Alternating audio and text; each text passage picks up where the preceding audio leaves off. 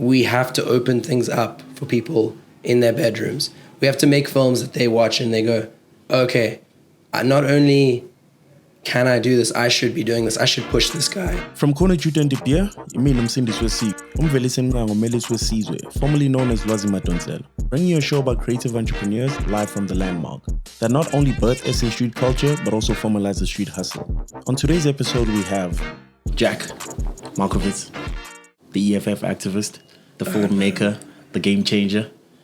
I exist in the shadows. You exist in the shadows, or I exist in the shadows. You exist in the shadows. Yeah, the shadows are more comfortable for me. I don't know. I like it. You're a pop sensation. Well, you're a pop sensation. It counts as pop. Right? I think I was a teen heartthrob I'm like, if Justin Timberlake started smoking crack and went to Yeovil, something like that, went off the grid, got crazy, and came back and started making some radical stuff. You know what I mean? I didn't do crack in Yeovil, but I think the idea is there. The texture of Justin Timberlake going off the grid is something I'm trying to cultivate. Do you intentionally put yourself into weird areas just to be inspired to create?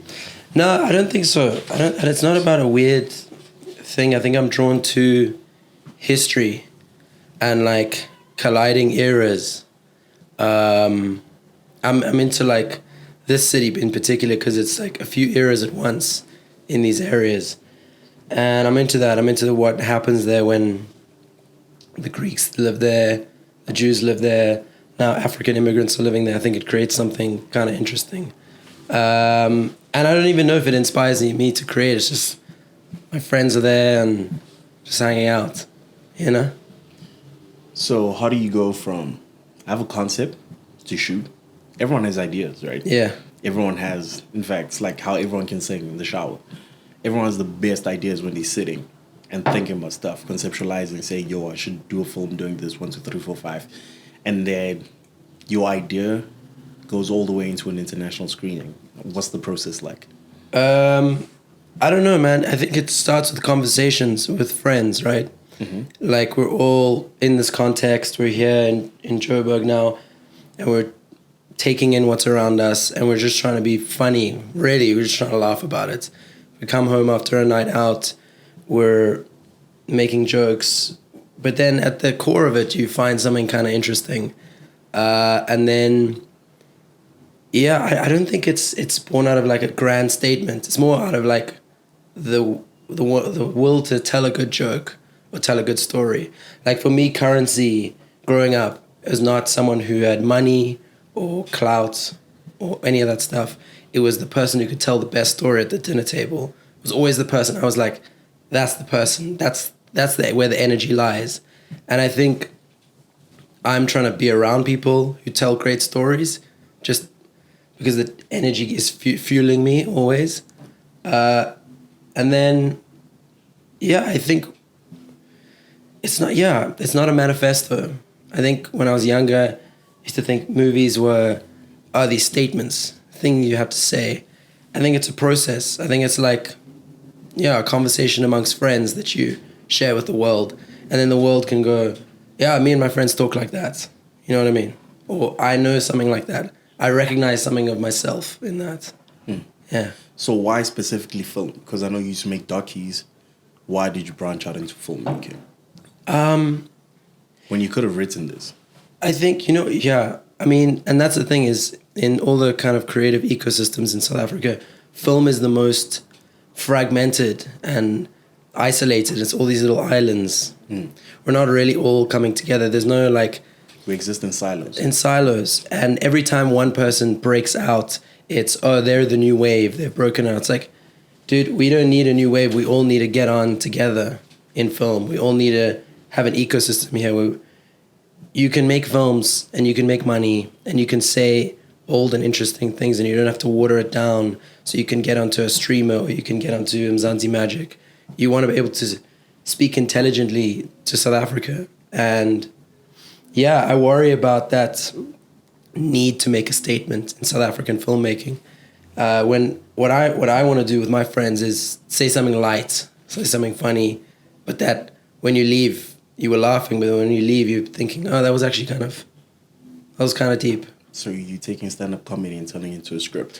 I mean, I'm more inspired by stand-up comedians than almost anything else, because there's a kind of a bravery there, which I think other mediums don't have. You know, it's like you're always as good as your collaborators in all these other mediums. You know, stand-up comedy is you, man. It's you. Show. You got to carry this energy in front of everybody, and there's such bravery to that, and there's such, you have to lean on your perspective. That's all you can lean on. You can't lean on anything else.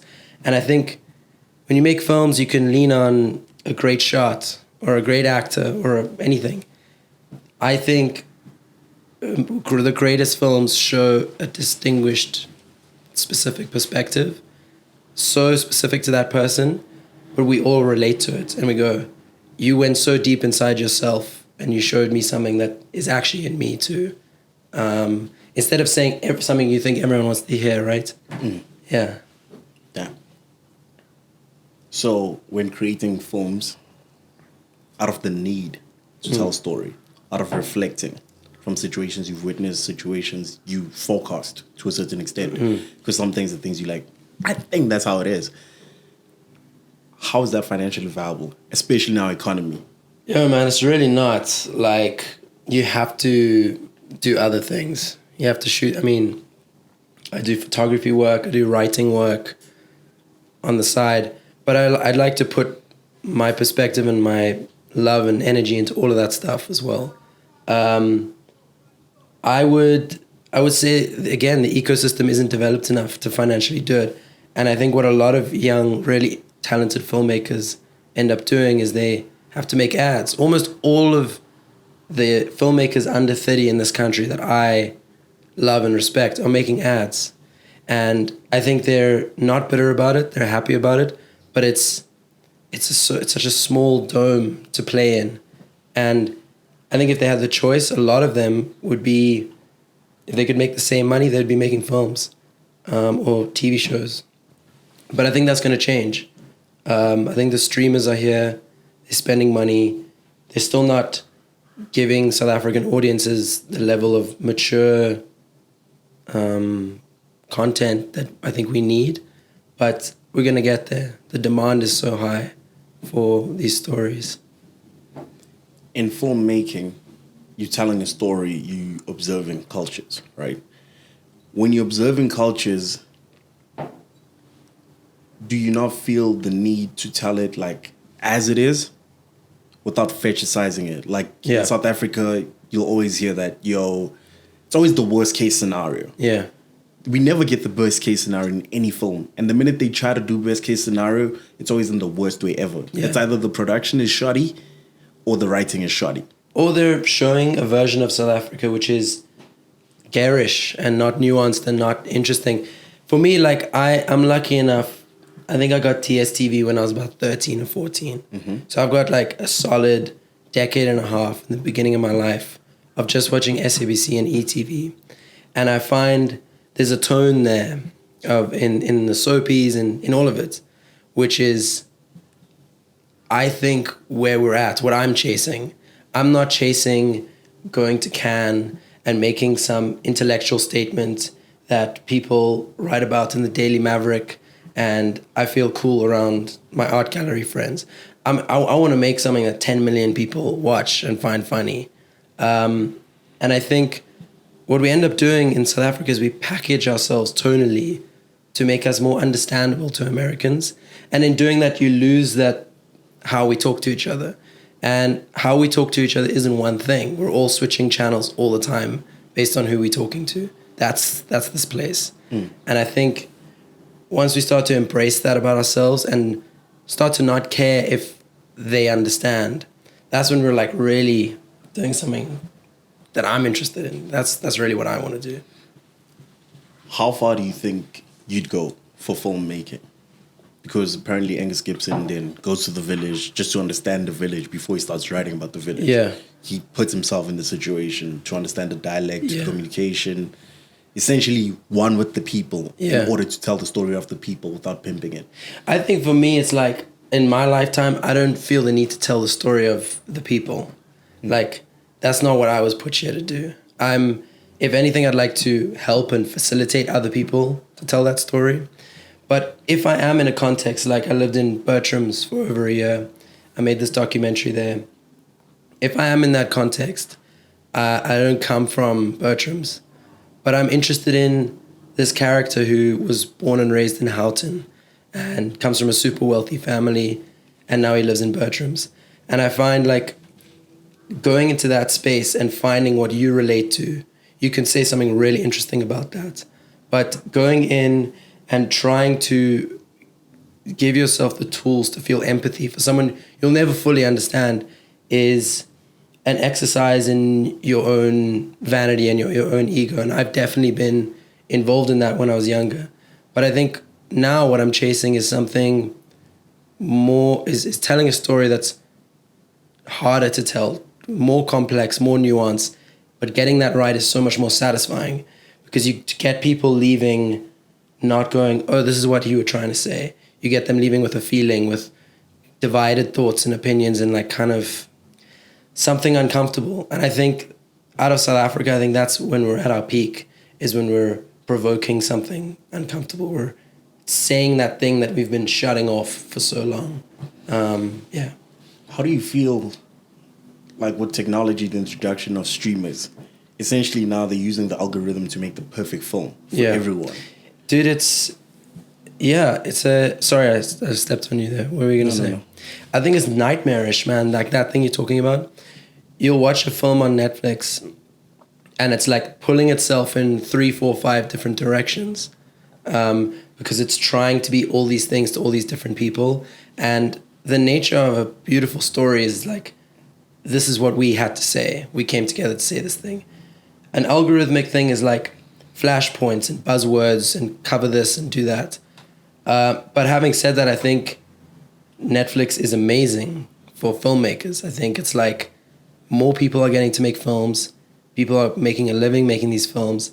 And the audience is bigger than any time ever if I had to put my film in a cinema. So it's like a trade-off, right? You can take the good, but you have to accept the bad. And I think for me, it's like about working within those systems to try and do your thing. You got to do that. You accept the system for what it can offer more than what it truly is. I think, Lwazi, it's like, if I were to sit in this interview with you and go like, dude, fuck these guys, like, they're never going to give us a chance. We're never going to get to do anything. There's no hope. It's like, what are we doing, man? Like, I have to try and be optimistic about this thing because I agree with you. The algorithmic way of making films is scary, man. It's like a nightmare and to even have an original idea and then work within that and get your idea shaped is hectic, man. But I think if we're optimistic and we show that we have something to say and we show that we know what we want to say, we'll have more power. If we go into these streaming conversations and go, yeah, I'll do whatever you guys want. I just want to make a film. I just want to premiere. I just want to be a filmmaker. They'll bend us any way they want. They'll get us through whatever we want. And I think like for me right now, I think we're looking for people commissioning films who believe in what you had to say or your vision. And I feel like there's been times in South Africa, beautiful moments, unique moments when there's a convergence of forces. And that's what I was talking about with the SABC. They were making things that were like for South Africans and owning our perspective and not going like, how do we explain this? How are we going to sell this in America? How are we going to sell this in Europe? You know what I mean? Yeah. So what is a great film, according to Jack? Oh, it changes based on who you are at the time, man. It's changed like what I'm up to in my life, who I'm in love with, where I'm living, what I'm doing with my life. That informs the kinds of stuff I'm watching. For me right now, I'd say the past year and a half, I'm into things that are radical and uncomfortable, like Gaspar Noé and stuff. I think, in your early 20s, you have a moment to feel those things, those burning things strongly in a way that you'll never be able to feel again in your life. It's like when you're a teenager, your favorite album when you're a teenager is like, it's bliss to you. I feel that way about those kinds of films now. It feels really burning inside me and exciting. So like if I'm gonna endeavor to make a music video or a short or a film, I want it to have a really like sharp, aggressive perspective. I don't want it to be like trying to please everybody. I want to say like, this is what we try to do. We believed in it every step of the way, and those that buy in, buy in. And if you don't, I'm not doing it to spite you, you know? And then within all of that, how does an up-and-coming kid like, yo, I got a phone, think I can edit TikToks. How do I then converge that into filmmaking? Because these platforms are... TikTok is making better documentary series in terms of how they're summing up content than a lot of actual YouTube channels when they're telling a story. I think TikTok is like... At first, I thought it was like dark and sad to see kids on this thing for hours in a day. I think TikTok's amazing, man. If I look at what I'm looking at on Instagram, it's so hard to live in the shadows, like you say on Instagram. Like everyone in your immediate surroundings is beaming into you, into your space always. And you carry this constant hum of anxiety all the time because of that thing. TikTok, I'm watching like a Chinese man and his pet pangolin, and he's cooking, and I just get exposed to like random things in the world that are really interesting. And I think what's so interesting about my generation and TikTok is that they're making films, they're making art, but they're not taking themselves seriously at all. They're doing it because it's funny and it's like, it's whatever. Whereas the act of making a film can be so self-serious, and so it's my grand statement as an artist. Like, what I'm drawn to about this generation is that they're doing it because it's like, you know. They're doing it out of the necessity to do stuff. Yeah, it's just an instinct, you know. And what's so interesting is like advertising and corporate culture. Like someone will say something in their bedroom, some 16-year-old, and then it'll go through this like 8-month cycle of being memed and destroyed until now it's like in a... You know, series. It's in an ad. It's in a Nivea ad now. They're making that joke that teenager made, and by the time it's in that ad, it's not a joke. It's not a thing anymore. How do we protect IP though? Because I feel like we were like the J. Cole line. He always says, he said in his outros, like, you were inspired by the world, now let the world be inspired by you. How do you then protect your IP as a kid in the bedroom? Because you are aware of what's happening. There's people who make a TikTok and they like reacting to something and it's sort of like a song, right? Yeah. And then they take that content, flip it and make it into an actual song so it counts for streams, then it counts for revenue. How do you still protect the IP of a kid who's doing a skit in the 21st century? I think, you know what powerful companies and people are betting on is that as a kid, you're never going to get a lawyer and fight me. And I think what you need to do is just be on the smart end of this whole thing. You need to know how to make money off what you do and like own your image and not be a product that needs someone else or needs that song or needs that thing. And I worry about kids on TikTok who become famous or known for a dance or something, and then they refer back to that their whole careers. Now, by the time they're 23, it's like, man, what are you doing? Like, what are you doing with your life? Like, you need to have a perspective that you can carry into new things. And that's, in terms of protecting IP, like, I'm not a lawyer. I don't know. But I know you need to have a way to, like, I've had things stolen from me. I've had people use me. I've given people ideas, and that's fine. Like, I could go back and feel really bitter about those things, but I know that if I'm good enough, if I'm meant to for where I want to be, I need to keep having things. I need to keep having things to say and make, so that all those things that were stolen, I'm not sitting here 10 years from now going, fuck, he stole that thing. How dare he? That's why I'm not successful. And what keeps you creating? Because I feel like 9 to 5 people, they cap it. 5, I'm knocking off. I don't want to hear anything. And then December, I'm on vacay. I don't want to hear anything. So I get the promotion. Now I'm in that position. But as a creative entrepreneur, what keeps you creating? Because you've had your film exhibited there. You've actually made the film. That was your goal. That's what you woke up and dreamt of. And you were like, yo, this is what I need to do. What keeps you creating even when you've achieved your goals?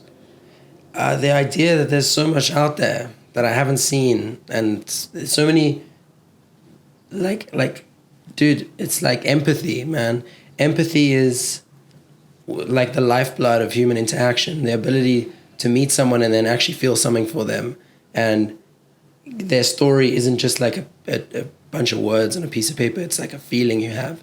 And the idea that there's a lot more people to listen to and hear from, and a lot more for me to learn about myself and for me to find within myself to say. It's like, if I were to go and settle on my perspective now, 23 years old, and go, this is what I'm going to say my whole life, it's like, dude, there's so much more to get to for me to say in this country at this time. Like, that excites me, man. That gets me out of bed. If I didn't have that, if I didn't have the constant chase for that perspective, I don't know, man. Maybe I wouldn't be doing this. Maybe I'd be, you know, buying and selling properties in Maboneng and BRAAM, just using the surname. Hey, man. But no, I mean, like, that's the thing. Is like, we're also like, South Africa is a unique place in that there's a lot of attention here globally, and the way we are with each other is very territorial. I find in general, the people I've met who I look up to have felt territorial, have felt like I got to this position, I've hit the ceiling, I need to protect what's mine. And I think for people my age and people a bit older than me, I think we need to look at that behavior cycle as something we're responsible for changing. We have to open things up for people in their bedrooms. We have to make films that they watch and they go, okay, not only can I do this, I should be doing this, I should push this guy. And I am like, no one's in competition with each other. None of us are. I feel like this idea of like Gone Girl, right? Like she's Gone Girl, like going to America, being successful. That's been our thing. That's like, once you hit the top, you go away and work it over there. And it's like, man, my dream is like, we're all here together because this place made all of us. It's like, yeah, and you can't blame someone for leaving as well, but you can build the ecosystem here and you can change the way we all relate to each other. We can help each other out. Yeah. Damn. So, growing up, we had a landmark in South Africa, Braamfontein. This is where all the creative kids come to. This is where you find your tribe, essentially, because there's someone who's doing something you like, or someone who can help you do something you'd like to do. Do you feel there's still a need for a landmark for people to meet, to actually have conversations, for the kids who come from, let's say you come from Nelspruit, you come from Cape Town, you're escaping the family system, you're trying to find yourself. Do we still need the landmark? Yeah, absolutely. Like, beyond BRAAM, like Joburg in general, we need. Because it's like, it can be quite dark to look at the idealized vision of this place. People are spending their last 800 Rand on a pair of Air Force Ones that they thrifted, and they're coming to Joburg and it's like, this is my one shot, like I need to get recognized. And it's scary, but it's also beautiful that is a thing that we have here, right? And I feel like I've been in that about, I mean, I'm from Cape Town, but my feelings towards Joburg is that it's always like, it's this mountain to climb. It's this huge endeavor where you can go, you can make something of yourself, you can say something. It's very difficult to say something in that way anywhere else in South Africa, and anywhere else in Africa. So I think it's like, if we look at the kids, like these kids walking around here, they're in like a really beautiful stage of their journey where it's like, you don't know how many steps it's going to take to climb this mountain, but like, you want to go at it. You want to go. And yeah, this city reveals itself to you slowly, but it's really beautiful. It'll get you, this place. They'll get you. Like, you'll lose points. You'll look like an idiot in this place. They'll get you. But you learn and you go like, okay, that was embarrassing or that was weird. And then you pick yourself up. Like, it's really a pick yourself up kind of place, which is great. Growing up, I got into the internet, became an internet kid. you were online just studying overseas talent. Like you watch Tarantino, what inspired him to make films. You'd watch 1, 2, 3. But every time I had to search for South African context, we had none because it's like we had the TV shows from the SABC that documented these moments. But for some reason, that archive is not publicly accessible, right? No. Regardless of all of that, I decided to be like, yo, let's create an archive for all the kids in high school. The kids who were like me, who were like, yo, I was chilling in my bedroom trying to figure how do I make this happen in South Africa? Because we don't have the infrastructure other people have, but we have the story that Jack can share with us. So I was wondering, what's your word for the youth? What would you say to that kid who's like, yo, trying to actually figure it out? Because everything I feel like it's a bid to ourselves before we bid it to everyone. Like you're trying to convince yourself that not only are you worthy, but it's possible. What are you saying to that kid? I would say give. Please look into the camera for this one. They need to see you. I'm bad at this manifesto stuff. I would say give. Like give as much as possible. Don't do anything to take or to gain. I think by giving to your friends, by helping your friends, you give to yourself in a way you can't even quantify.